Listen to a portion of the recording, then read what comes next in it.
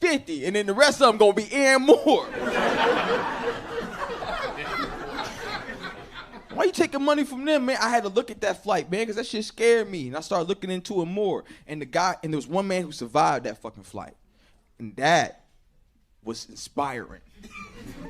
Because no matter what you feel like or how good of a person you are, we all want to be that one nigga that survived. So I started looking into his life, you know what I'm saying? He was sitting in 11A. That's the exit row. So you know they asked him that question. Are you gonna help out everybody in case of an emergency? And that question got really real for that motherfucker up in the sky. We see his answer, it's like, move, bitch, I gotta time this right.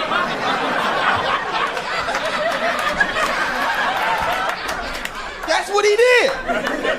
And you know he had to say yes to the question because you can't take off without it. And that had me thinking about me.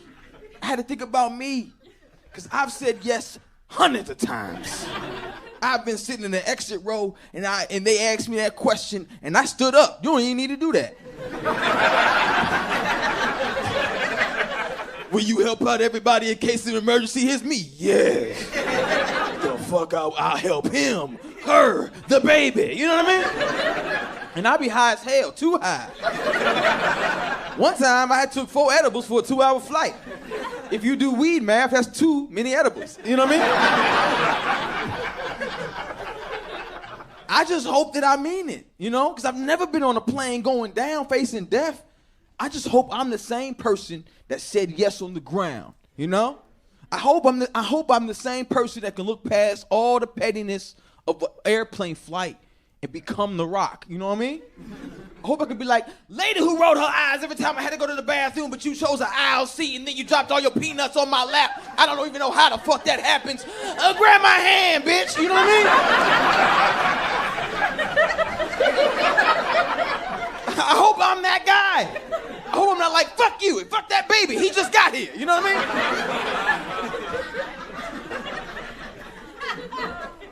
I just feel like we should be taking money from them, man. I just need this administration to focus on some shit, bro. You know, like gun violence is crazy. And look, my family's from the South. I got 300 family members, 300 plus. Yeah, from Mississippi, real South. We love to fuck, not each other. You know what I'm saying? But yo, like we from the South for real, like real deep.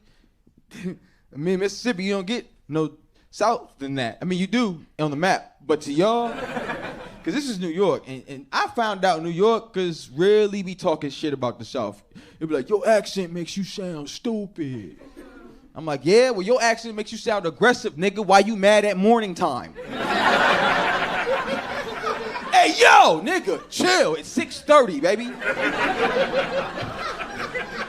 Y'all niggas racist too. Y'all just racist different because you live next to the nigga you hate. I just think this administration is not gonna do shit about the gun violence because they've proven it before. You remember the first time they were in office, the first mixtape? The school shootings were on a rise. It was like happening every other week. And they had to address it. And this is how they addressed it verbatim. My friend was like, your fault. Yeah, you right. Now hung up the phone. Because I accept when I'm wrong. I saw him again, though. Saw him again, same street. It's different people there. This lady, her name was Rebecca. She was having a birthday. It's my birthday. Very drunk, wouldn't shut the fuck up. And her friend was helping her walk, like, yes, Rebecca, it's your birthday. Use your legs, bitch, down. It's a solid friendship. And as they're walking down the street, this magical crackhead jumped out the bushes. Now listen, I don't know how long this man been sitting in these bushes, but his timing was impeccable. Amazing. I'll give you a quick replay so you saw how I saw it. It's my birthday. Yes, Rebecca, it's your birthday. Use your legs, bitch, damn. Crackhead on cue. Don't nobody give a damn about your birthday.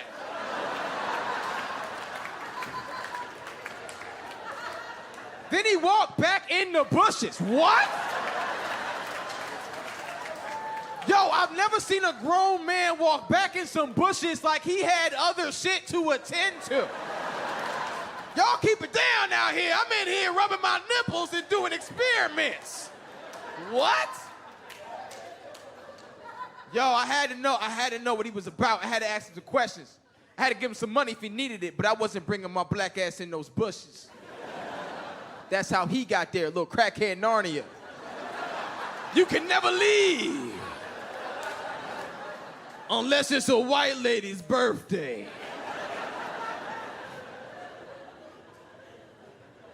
So I wasn't walking in those bushes. But I walked outside of the bushes. I said the one thing I could think of to get him to pop out so I could ask him some questions and help him out if he needed it, right? So I walked outside the bushes. I was like,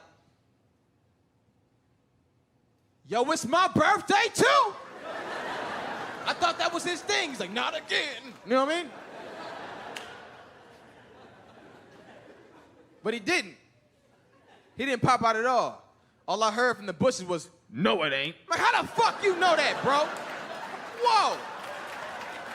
Whoa. Yo, and I said under my breath, I was like, man, this nigga is magic. And then as soon as I said that, he was like, ta-da.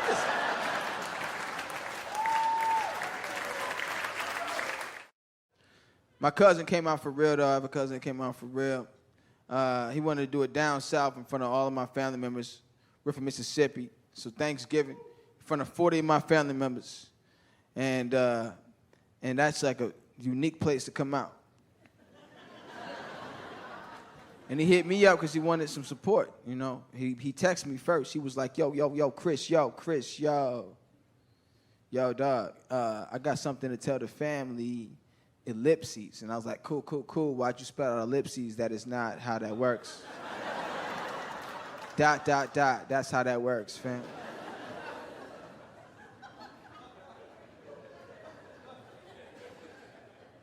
Then after that text, I was like, you gay? And then he sent me a text like, what? How'd you know? And then I sent him another text like, yo, I've been known. I thought you was trapped in the closet. And then I sent him a gif of R. Kelly just doing this shit.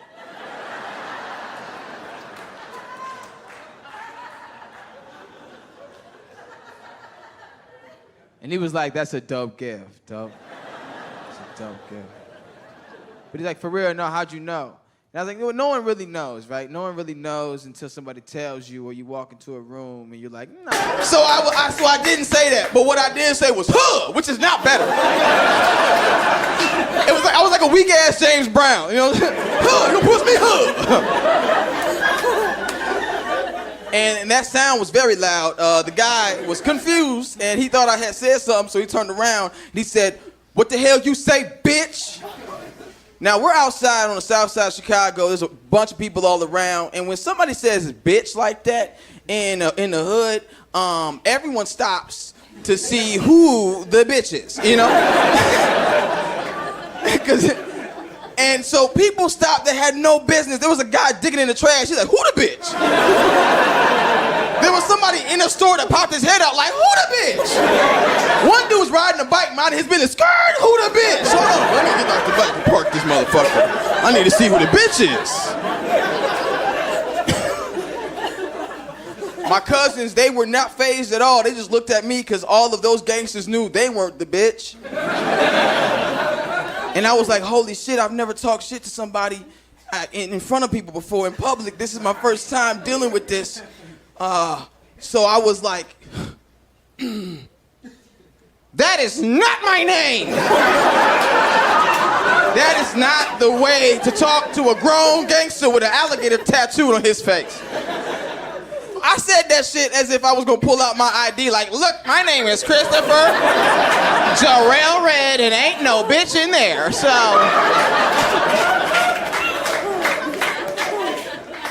I could tell it wasn't the right way to respond to this man by his face. He was confused. He was like, the fuck? The alligator on his face was confused with him. And he slapped my hand, right? Because I was pointing at him. And he smacked my hand. Now, what I wanted to do was like, you know what I'm saying? I wanted to do something cool, but what came out was, that ain't hurt, which it did. And you can visually tell it hurt because my face said, and he was like, yo, never mind all this shit, man. I'm about to fuck you up. And then I was like, oh, no. No. I said that in my head. I was like, no. But I realized I hadn't spoken yet. And my cousin was like, dog, you gotta prove yourself in front of all these gangsters. So I knew I had to say something, right? So I was like, that is not the outcome, which is terrible. That is not how you respond to people. I said that shit like I had some type of bar grab behind me. If you look here, this is you, this is me, this is the outcome, and they're very different. Class dismissed. I knew it wasn't enough because my cousin was looking at me like, what the fuck is wrong with you? He didn't say that, but his eyes said it. His eyes was like... So I knew I had to follow it up, so I was like, you know what? I'm not good at this. I'm gonna just say what he said because it sounded real good. And so I was like, no, I'ma fuck you. And before I could say up,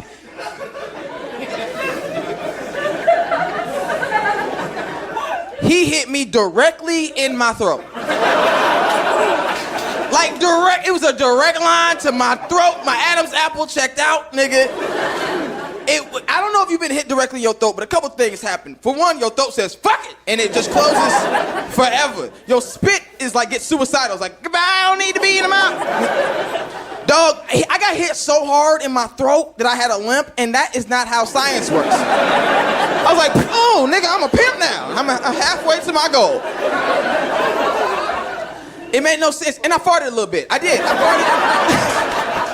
Yo, I've never been hit so hard I fart. But my throat was closed, so the air had to go somewhere. I don't know. It was very embarrassing, man. But what was more embarrassing is this was outside, man.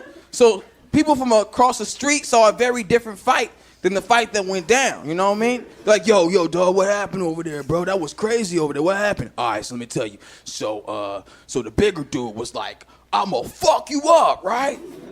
And for whatever reason,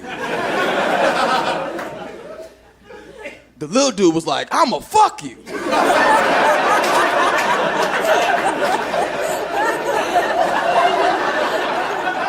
Like, why would you say that?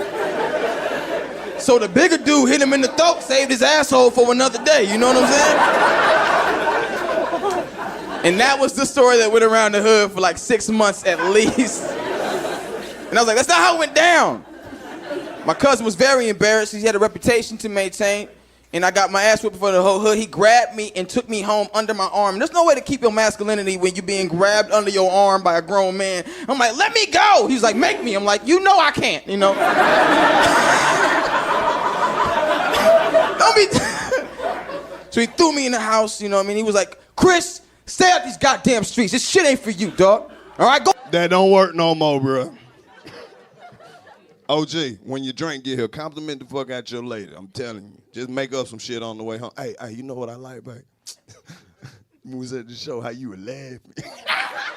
Babe, when you laugh, your ear cute as fuck, cause your little ear pick up. I love that shit. I'm find something, bro. Find something. I'm telling you. Wake her up. Hey, you sleep. I just want to tell you, babe, you cute as hell last night. I had a dream.